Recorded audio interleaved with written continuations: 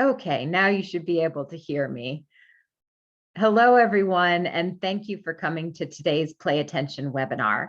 My name is Gwen, and I will be your host today. I really do appreciate all of you coming today, taking a little bit of time out to discuss when ADHD runs in the family. So that's what our topic is today. Now, a couple of things I want to mention before I get started. One is that I am projecting my image a little bit differently today. I know many of you here have attended webinars in the past, and usually we just have a little box with our picture in there. So I'm projecting a little bit differently. You may see me in two spots right now. My main one is down in the bottom corner. But if you have a little box in the top right-hand corner of the screen that's also showing my image, you can hide that. So you'll see a box and then you'll see kind of like an underscore. If you click the underscore, it will hide that second image, okay? So just know you can go ahead and hide that second image, and then you'll just get the main image that is projected in the bottom right-hand corner of the screen. If you have questions about that, please do ask. So just click that underscore and it will hide that top image if you are seeing two images right now. So we are also recording this event. So at the end of the webinar, you'll receive a link that will have the recording, and you will be able to watch the recording or share it with other family members or friends who were unable to attend today. Also, if at any time you do have questions or comments, please do use the chat box. I'm always glad to answer your questions or address your comments as they come through. And we'll have time at the end for a little Q&A as well. So please do use that chat box whenever you have questions or comments.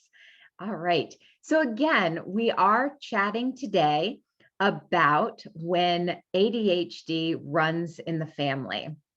And it does seem to be a very common theme, especially here at Play Attention, because we work with a lot of families who are dealing with ADHD or weak executive function. So the question is ADHD genetic? Well, it does seem to run in many families, but the answer to that question is really yes and no. So how do you like that as a non-answer? So it is yes and no. It typically, we do not know what causes an attention difficulty. We don't necessarily know what causes ADHD. It does seem to be an interplay between nature and nurture. There seem to be many cases where there are multiple contributors to ADHD. But at Play Attention, we often speak to families who will say, you know, I never knew what I was struggling with until my child was diagnosed. And then everything made sense. Then I truly understood that I am also ADHD and I'm struggling in these same areas. I was just talking to a parent yesterday in a consultation, and she said, I got this checklist for my child, but as I was going through it, I realized that I was really reading this checklist and it really applied to me more than my child. So I also struggle in all of these areas. And sometimes we also have a parent who will come to us and say, I definitely know my child is ADHD or is struggling in these areas because he's exactly like me. So it does seem to have a genetic type of connotation as well, right? That genetics does play a role in ADHD. When we look at the different data that's out there on ADHD and genetics, typically they're finding that if a parent has ADHD, a child has more than 50% chance of having it. Also, if an older sibling has ADHD, then the younger child has a 30% chance of also having ADHD.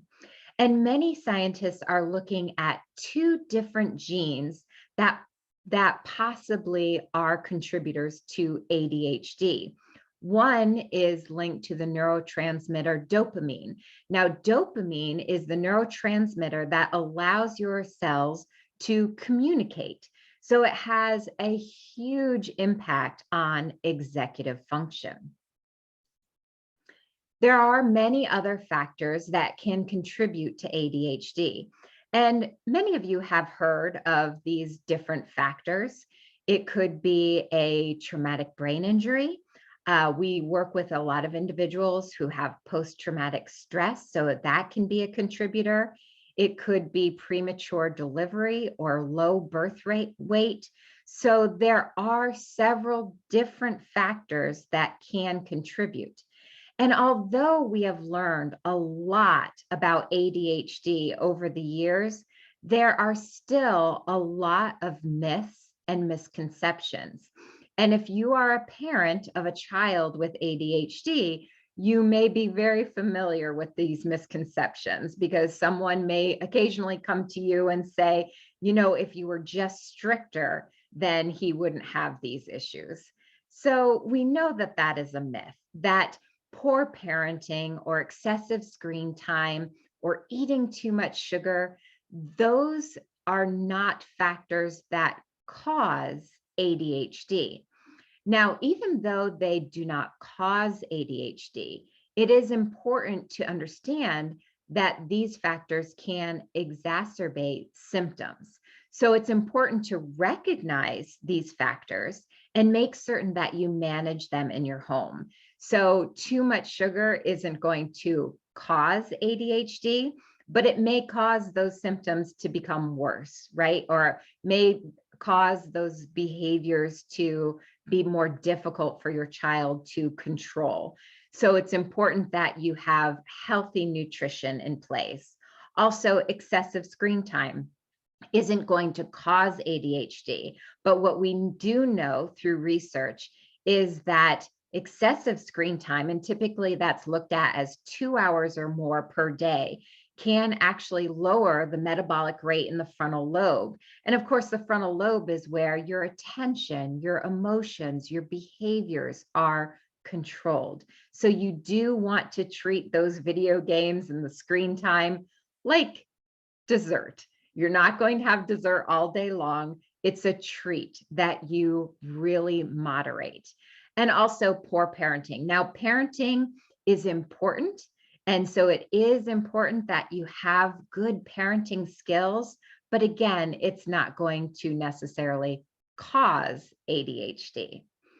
Now, what we're talking about here is when multiple family members have ADHD. And when that occurs, then home life can be a little bit challenging, can't it? Many of you here today, I'm assuming you may have ADHD yourself, or maybe your spouse has ADHD and one or two of your children have ADHD. Many times when I do these webinars, I'll have a grandparent who's also in the audience and will say, I also have ADHD and I want to help my grandchild develop these skills. So when you are a parent and you have ADHD and weak executive function, then it may be very difficult for you to manage and organize your own agenda. It may be difficult for you to keep up with everything you have to get done in a day. It may be very challenging for you to manage your time and to get to appointments on time. So if you're having a hard time with your own personal skills, it then becomes very difficult to also manage all of your children's activities and schedules, right?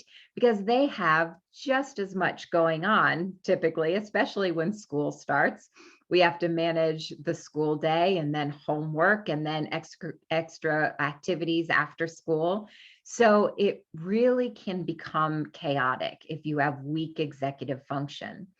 Also, if you are struggling with executive function and you have difficulties with self-regulation, then managing your children's behaviors can become very difficult, right? If you have weak executive function, you have poor attention, or low processing speed, difficulty with impulse control and emotion regulation and working memory, then that can really make parental decisions difficult and inconsistent. And we know that consistency is everything when it comes to raising children and having good parenting and good relationships in place. When you're managing your children's behaviors, it's important that you have strong self-regulation, because when you have strong self-regulation, you can recognize when it's important to step back out of a certain situation, process the information, formulate a plan, and then give a response, right? If you're not able to do that at certain times, then you may be doling out lots of consequences, but not really resolving any of the issues. So it's really important that we work on strengthening those skill areas so that parental decisions are better, they're well thought through, they can actually resolve issues, and you're more consistent. Let's just take an example of what I'm talking about and how weak executive function for a parent and weak executive function or ADHD with a child can really affect the family dynamics. Let's say that your son receives a phone call from a friend, and the friend says, "Hey, why don't you come on over right now and we'll play this video game?" So your child, who has weak executive function, is not able to control his impulsive nature, hangs up the phone, and then runs out the door without telling you where he's going, goes to his friend's house to play that video game. Now, if he had strong executive function and strong working memory, he may have been able to stop and think through that situation. If you think about just working memory in and of itself, what working memory allows you to do is take in information and apply that information, your current information, to prior knowledge or previous experience, and then take the current context, process all of that information, and make a decision, right? Take some action. So in this case, your child would have been able to think about the request from the friend, think about previous knowledge or what happened in the past. Well, in the past, when my friend called and I impulsively ran out the door and didn't tell my mom where I was going, I got in a lot of trouble because she got worried and didn't know where I was. And so I was grounded for a full weekend. But he wasn't able to use that ability, that skill, in order to process all of the information. Now, you as a parent, if you have weak executive function and poor working memory, when your child does come home, instead of just working through that situation, right? Applying your working memory, thinking back, okay, he's done this before, and I have punished him. I have grounded him 20 times for this same behavior, it seems. And he continues to do it, right? So you're not going to just ground him again, because that's not resolving the issue. You stopped, you thought it through, and instead of having an emotional response, you make a plan of action. But if you have weak working memory, weak impulse control, and difficulties regulating your emotions, then again, you can have an explosive answer to this situation rather than really working on resolving the issue. So that can really change the dynamics within a family. So it's important that we take steps in order to improve these skills and to improve the family dynamics. And even though we recognize, and I've talked about how weak executive function and ADHD can affect the family, there are some things that you can do to start developing these skills and to make the family home life a little bit less chaotic. One, of course, is to recognize strengths and identify areas that need to be improved. So by recognizing strengths, that is really key because you want your child and even yourself to know that although you may have ADHD, that doesn't define you, right? There are a lot of amazing traits that you possess that we really want to highlight, right? Maybe you have ADHD, but you are so creative. You think outside the box. You can hyper focus and complete amazing things. So it's really important to recognize all of those strengths within yourself and also your child.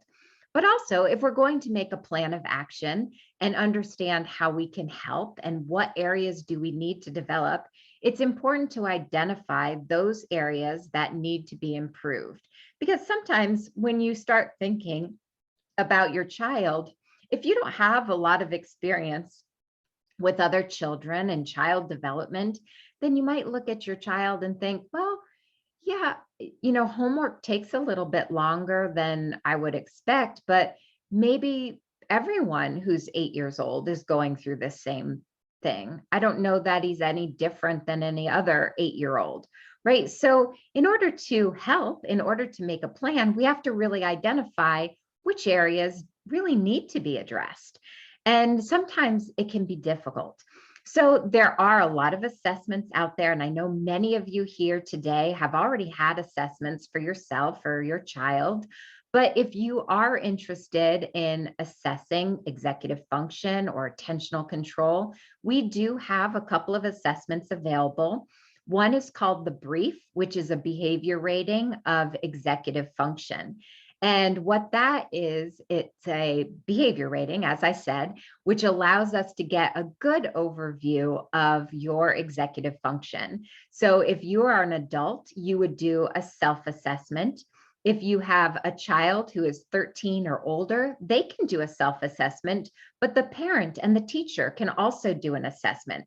That really gives us a great overview of executive function. All of the areas we look at: organization, we look at planning, procrastination, we look at impulse control, emotion regulation, sustained attention, all of those really important areas.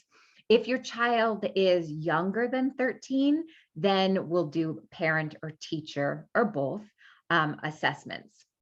We also have the Focus available, and Focus is a norm reference test of attentional control. It takes about 20 minutes and it is computer based. At the end of the 20 minutes, we receive a full report here that tells us how you performed compared to the performance of your peers.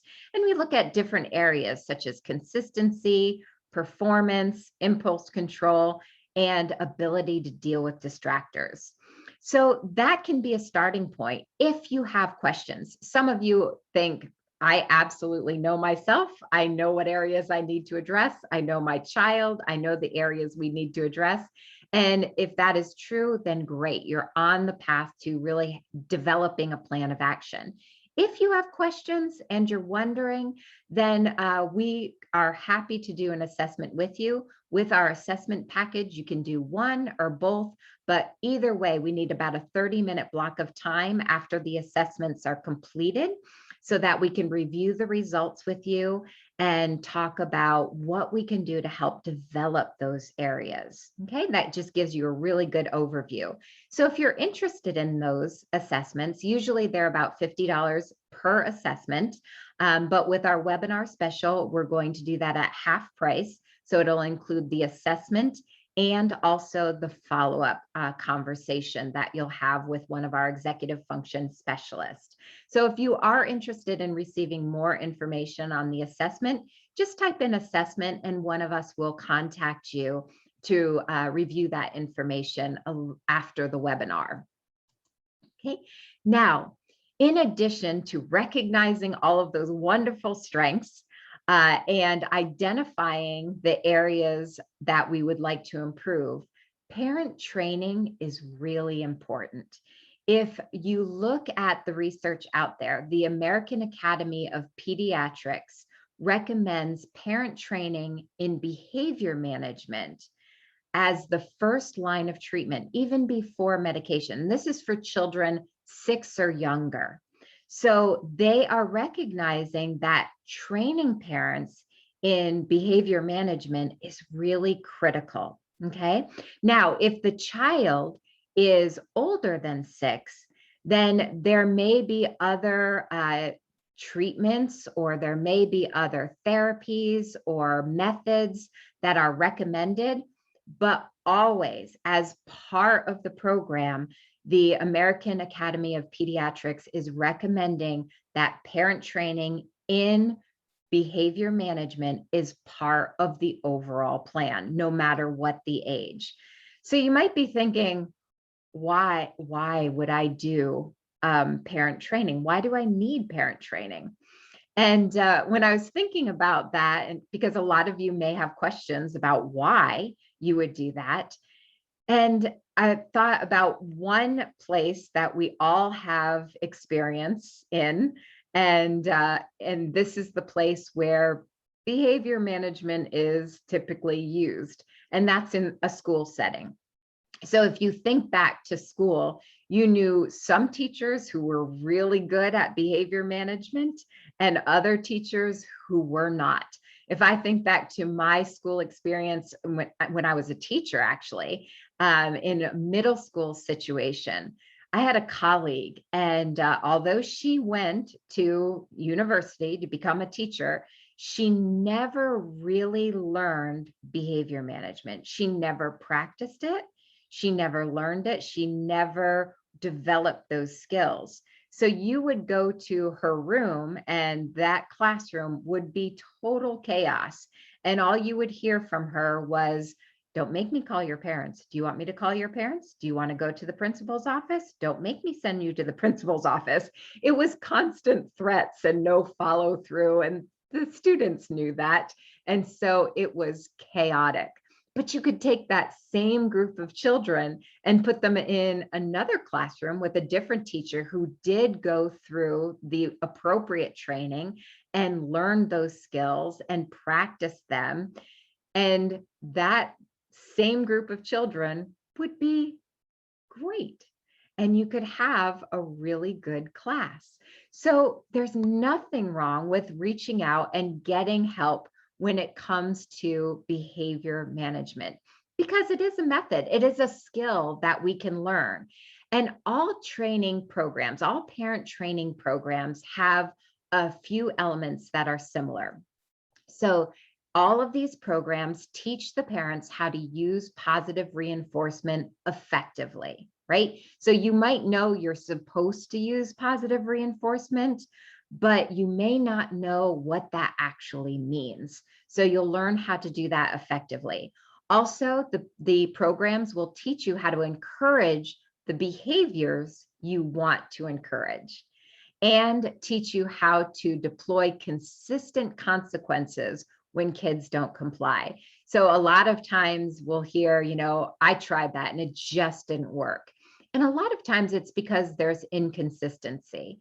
So going through a training process like a parent training course for behavior management can really be very helpful. Now, there are differences. So most programs are anywhere between 10 or more sessions, and they will vary depending on the age group of your children. And there are also some differences in how the instruction is delivered, how you actually practice the skills that have been taught to you, and the pace at which you're expected to really master these new skills. So there are a lot of similarities, but there are some differences between the programs as well. So it's important that you select the parent training program that's right for you. Now, especially critical if you are a parent with ADHD, that you take some time to develop these skills. I think it's fantastic for all parents across the board, but it may be even more beneficial for the parent with ADHD to develop some of these skills. And it may even help them with some of their behavior management in their own lives.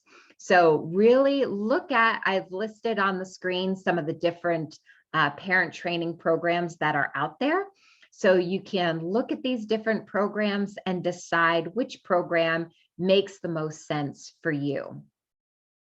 Now, there are also some areas I want to cover, three main areas that I'd like to discuss, because these areas lay the foundation for a good, solid family relationship and positive dynamics within the family. And that is to listen to understand, model compassion, and develop empathy. Okay. These things don't all come naturally. These are also skills, and they are skills that can be very difficult for individuals with ADHD, because there are all of these different cognitive skills that you need to have in place in order to truly listen, to understand, in order to model that compassion or develop empathy. So we're going to talk about some steps that you can take to work on these areas, because if you can work in these areas, then it can really change your relationship with everyone in the family.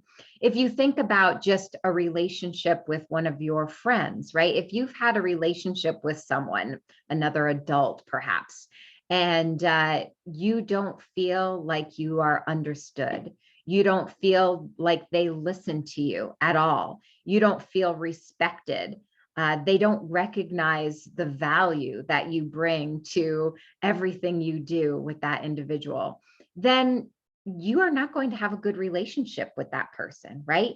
You are not going to react in a positive way towards that person.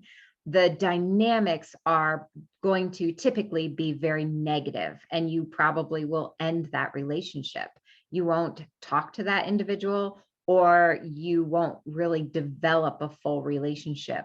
So understanding and compassion and empathy will really lay that solid foundation towards a positive relationship with your spouse, with your children.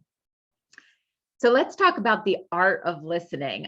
We did send out a blog earlier this week, so maybe some of you saw that blog, and we had some steps that you can take in order to develop the art of listening. And many times we think of listening as a passive process, but really it is a very active process. You have to be as actively engaged in the process of listening as the speaker is engaged in speaking. So it is really important that you're actively involved in this process. But in order to be a good listener, you have to be able to stop and focus, to filter all of the distractions around you, to process the information, and then to remember that information, right? So here are all of those cognitive skills that we talk about that are critical to executive function, but critical in developing relationships and having good listening skills. And these are oftentimes weak for individuals with attention difficulties. But it's important to model for your children to really practice being a good listener, because listening is critical in all relationships. It helps us develop a connection. It puts the spotlight on the other person, not just you. It helps us understand that other person. So we're developing that understanding. Makes it more likely that the other person will listen to us. So if you're listening to your child, it's more likely that they will listen to you. And if you model these behaviors, it will become a little bit more consistent in everyone listening to each other. And of course, it opens the door to long-term human relationships, which is important. I have a great example of this in my own life. One of my friends, one of my closest friends, we met as freshmen in college. So she's been a friend for 30 plus years, 33 years now, I guess. And she has ADHD. And she called me just a few years ago, maybe 4 or 5 years ago, after being friends forever, it seems. And she said, I don't know why you're friends with me. You know, I realized today that you're really my only close friend. And I don't even know why you're my friend. And I said, well, why? And she said, because I don't listen to you. I know you have three sisters, but I don't know any of their names. And then she started listing all the things she really didn't know about me. And I know, and I understand, and our conversations are very one-sided oftentimes. And she constantly interrupts because she doesn't have that impulse control. And she doesn't truly listen. She doesn't remember anything from one conversation to the next. And I say that in the present tense, but ever since she came to that understanding, she's really become an active listener. She has made an effort to truly listen. So now in our conversations, she doesn't interrupt. She asks questions. And we do have an even stronger relationship after 33 years of being friends. But I've also noticed that over the last 4 or 5 years, since she's been doing this, since she's been really working on her listening skills, she has more friends. She has a lot more close relationships. So it really is key. And make certain that you're listening to understand, not just listening to hear the other person, but to truly understand that person. So there are some steps you can take to be a better listener. Now, as I mentioned in our blog, we have a lot more very specifics on how to be a better listener. So if you haven't seen that, just type in blog. I know some of you typed in the assessment if you're interested in assessment information, but you can type in blog too, and I'll make certain we get that direct link to you so you can review this with yourself, your spouse, or your children on some steps to be a better listener. The first, of course, is to focus and not multitask during a conversation. So that means when someone walks into the room and wants to have a conversation with you, if you are looking at the computer, stop, turn your monitor away, physically turn away from your monitor, turn your phone off, mute your phone, turn the TV off. Make certain that all of your focus is on the individual. And acknowledge that person while they're talking. So that can just mean a simple, okay, or I understand. Summarize. By acknowledging, you can also summarize what they said when they're done chatting. So they tell you something that happened throughout the day, and you say, so what I'm hearing you say, and you can reiterate that. Now, that's a good thing to have your children get into the habit of doing. So not only are you listening to your child and saying, okay, so this is what I hear, this is what I heard, this is what you said to me. So you're making certain that you heard everything, but do that with your child as well. Okay, so you might say something to your child, tell them about your day, give them certain instructions, then stop and say, now tell me what you heard. Okay, because sometimes we make assumptions. And remember, focus, processing, and really listening to the information is difficult, right? If you have an attention difficulty or ADHD. So make certain that you ask your child, so now tell me what you heard. It's that reality check. Make certain everyone's on the same page, right? So that's really good to get them in the habit of. Also, pay attention to social cues, okay? Now, social cues are important to pay attention to. And a lot of times you'll hear parents say, you know, he just doesn't understand. He has such a hard time keeping friends. He can make friends, but he has a hard time keeping friends. Or she doesn't know what to do. She doesn't understand personal space. She's always in the other children's personal space. You'll hear that a lot. And, you know, most of our communication is nonverbal, right? So it's really important we are paying attention to the look, the shake of the head, the body language, because that's how we adjust what we're saying, what we're doing. We know when to stop talking based on those social cues. So make certain that you're picking up those social cues as a parent, but also start teaching your children how to recognize those social cues.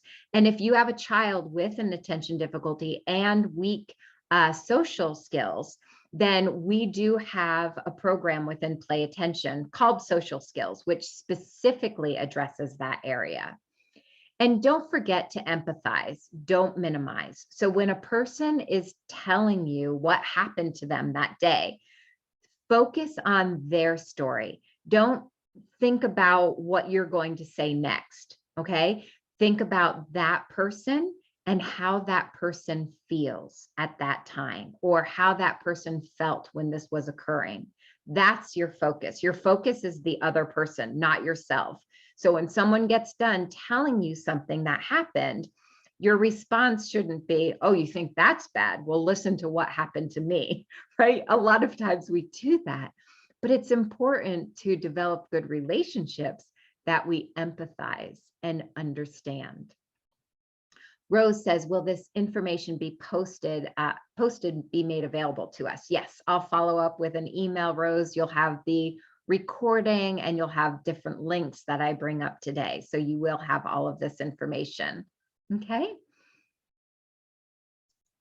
All right. Now be a good role model for compassion and gratitude.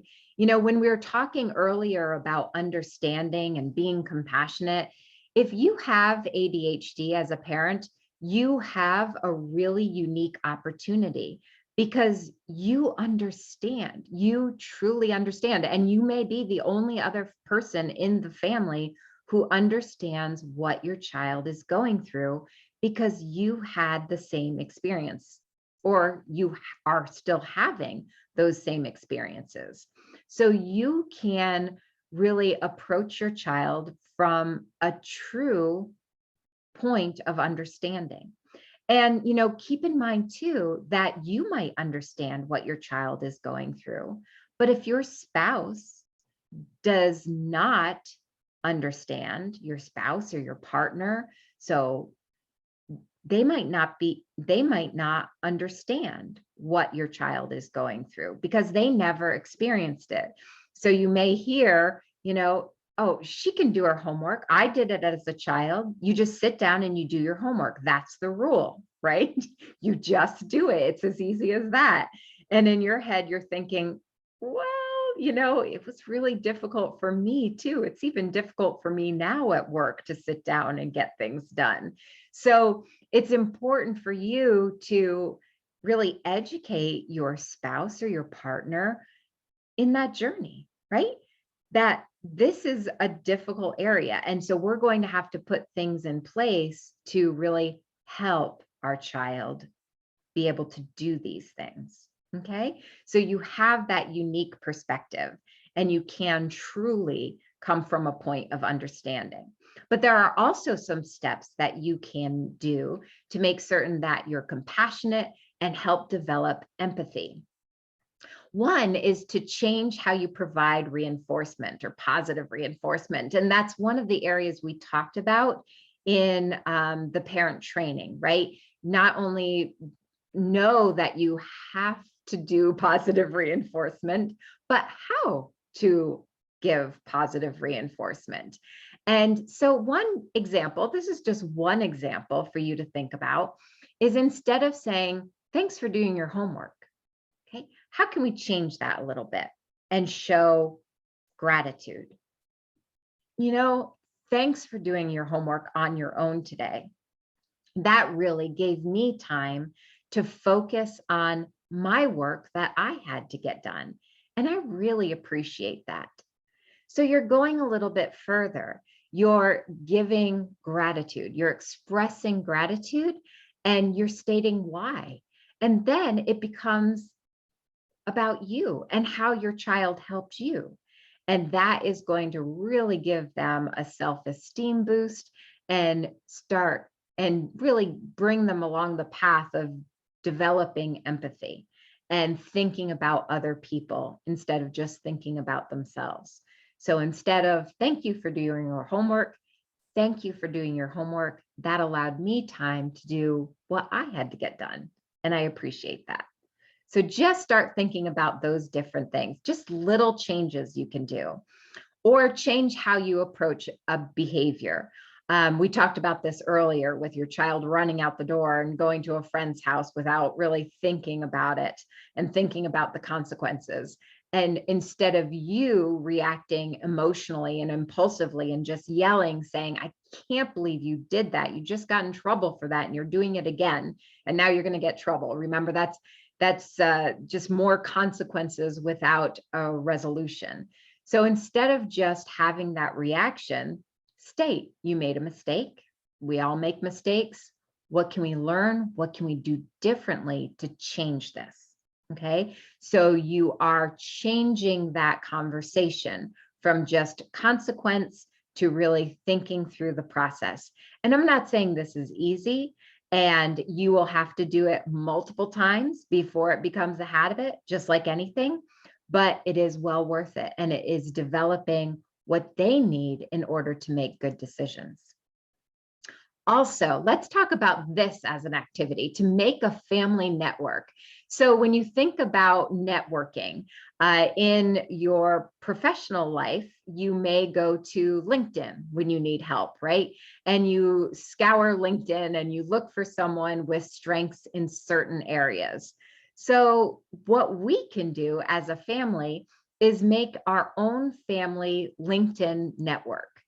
And to do this, the very first thing you'll do is everyone in the family write down different strengths. Okay, so you may be creative, you may think outside the box, like we talked about earlier.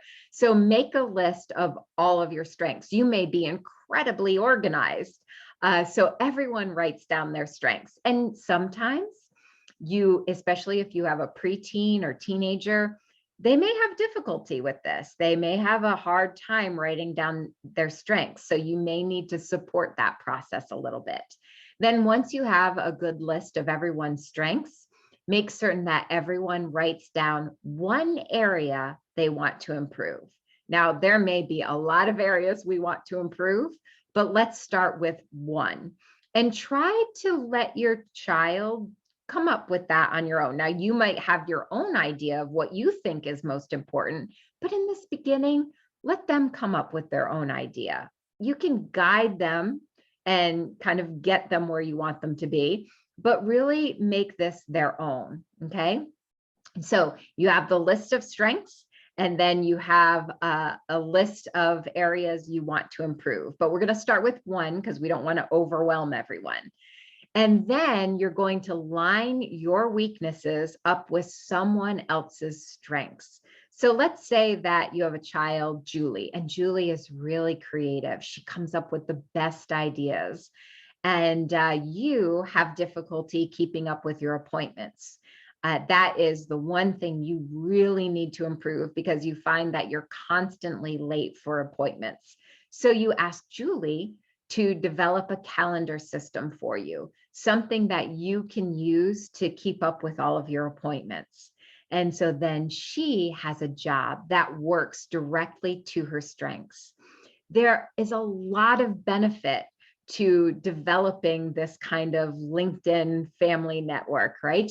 Because you are actively involving everyone in strengthening executive function. Because in order to do this activity together, you're working on focus, you're working on organization, you're planning, you're prioritizing, you're all communicating together, you're working on social skills, and you're problem solving as a family. So you are developing areas and processes of executive function. But it's also teaching your child that even though you may have deficits in some areas, there are ways to implement strategies that can help you become successful. And there is a lot to that lesson. It teaches them that they don't always have to be perfectionist. They don't always have to be perfect. Because remember, perfectionism and ADHD often go hand in hand. And that can cause some emotion regulation where they make a mistake and they cannot handle the fact that they make a mistake. And there's that anger, that frustration that comes out in a negative way. So you're teaching them, I'm not perfect. Sometimes I have to ask for help. and that's okay. It also shows them how to constructively ask for help. And I don't know how many parents I talk to that say this. A lot of parents say that their children don't know how to ask for help. So they'll sit in class and they'll just let the entire class time go by and they don't know what to do, but they never ask for help either. So you're teaching them how to ask for help. It also, of course, allows them to focus on the strengths, which is always a positive thing.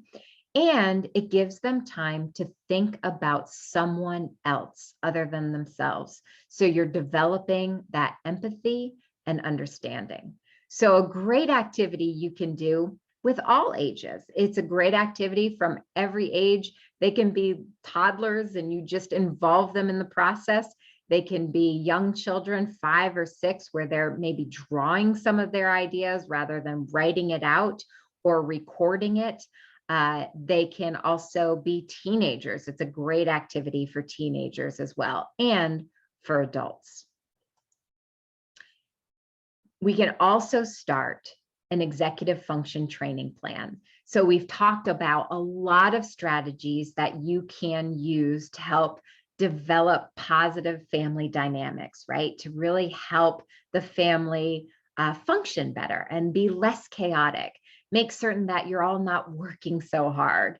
So we talked about identifying strengths, identifying areas we want to improve. We talked about parent training, looking into those different programs that will help you with behavior management. We also talked about developing compassion and understanding and empathy. Now, there are a lot of strategies that you can utilize, but in order to make certain that those strategies are effective and that you can truly use these strategies, it's important that we start an executive training plan. An executive function training plan. And we do that at Play Attention. That's what we specialize in. And Play Attention is appropriate from every age, from 5 years old all the way up through adulthood. So we have many families who go through the program together. And I think that's the best way to do it, right? Go through the program as a family, because that shared experience is really important. So everyone in the family, and you can do this as a family, or if you're a professional or you're an educator, we have professional versions as well. You can work on those specific cognitive skills that right now may be weak for you, but are necessary for strong executive function and self-regulation. If you're doing it as a family, we will customize everyone's plan, because although you may all have ADHD, or maybe mom has ADHD and the son has ADHD, you may have ADHD, but your strengths and weaknesses are different, right? So we need to customize that plan. And that's where those assessments come in really helpful, where we can pinpoint the different cognitive skills that are most important for your program. And then you're going to be assigned a personal executive function coach, one of our coaches here on staff, to assist you every step of the way. So we will take you through a practice session just to make sure you're real comfortable with everything. And then you can start your program. When you start your Play Attention program, Play Attention is the integration of feedback technology with cognitive skill training and behavior shaping to provide you with the most comprehensive approach available. So the key, of course, many of you have seen this, and some of you here today are current clients, so you're familiar with our body wave technology. On the back of the body wave armband, there are 3 sensors, and those sensors monitor your brain activity that tells us how attentive you are. And then that information is given over to the computer, where you're allowed to control all of the cognitive exercises just with your mind, or more specifically, your attention alone. And you receive constant and immediate feedback as to whether or not you truly are focused and paying attention. And that is critical to the learning process. And then we integrate all of those cognitive skills we talked about today. So you're going to be working on your ability to sustain your attention. You're going to be working on how to Avoid procrastination. Start a task right away. Keep your attention just on that task until completion. So 15 minutes of homework takes 15 minutes and not 2 hours, so that you're able to start and complete your work assignments in a timely manner. Your memory will improve. We're going to work on memory, short-term memory, working memory, spatial memory, social skills that I mentioned earlier, auditory processing, which will help with the listening process. So we work on all of those foundational skills that, again, are critical in developing strong executive function.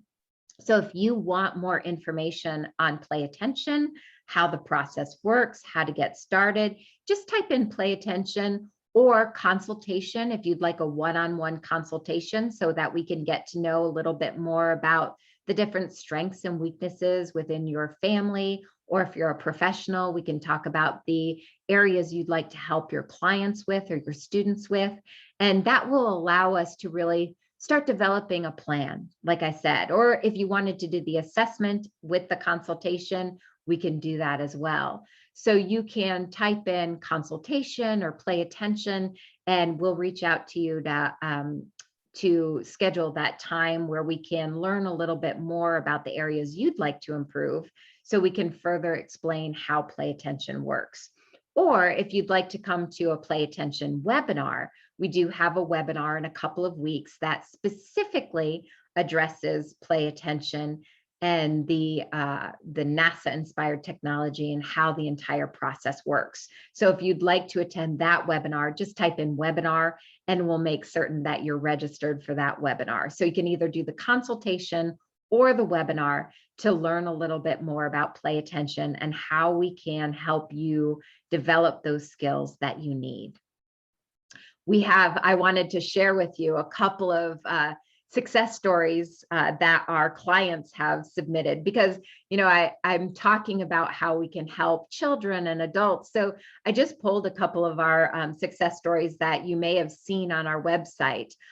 This is one of our adults. It's one of our more recent stories that one of our clients had submitted. And you see that he's talking about, that he has seen evidence of cognitive improvement, that in all areas of his life that involve executive function. He's better able to focus on those low stimuli tasks. He's improved his memory. He's less impulsive. He's less distracted. So if you think about, gosh, if I could develop all of those skills, how it would change my relationship with my family, that is critical. That is really important. And we can do that within play attention. I also came across one of the stories that are posted. And again, you can see all of these on our website, from a parent who said they started seeing significant behavior changes in about 6 weeks. That impulsive behavior was down by an incredible amount. She said that his impulsive behavior was 80% under control.